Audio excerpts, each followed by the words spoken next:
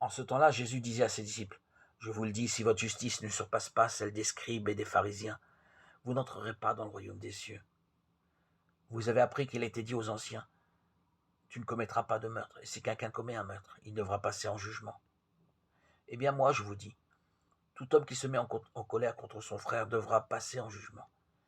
Si quelqu'un insulte son frère, il devra passer devant le tribunal.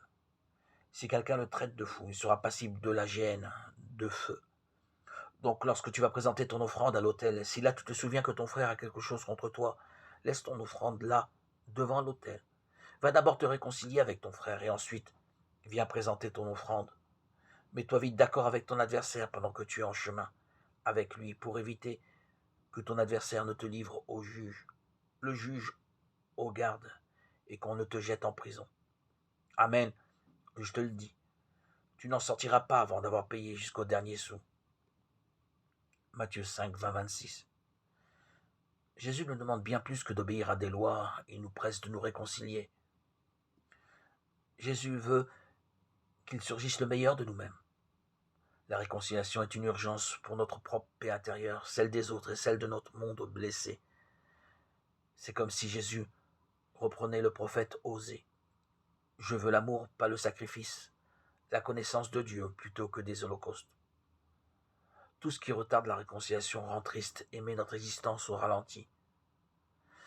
Dans la persévérance de la prière, s'ouvre en nous un chemin pour sortir de la sclérose de notre cœur et aller d'abord nous réconcilier avec notre sœur, notre frère, et suivre ce que nous enseigne Jésus. Va te réconcilier avec ton frère. Et ensuite, viens présenter ton offrande. Aujourd'hui, l'offrande est comparée à une supplication, une prière. Demande-moi ce dont tu as besoin.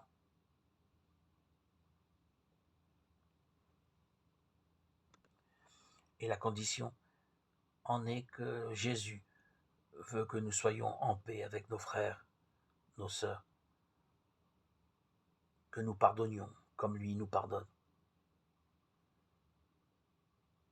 Notre prière, ce n'est pas quelque chose qui enfreint notre avancée, sera de toute évidence accompli. Notre vœu sera réalisé.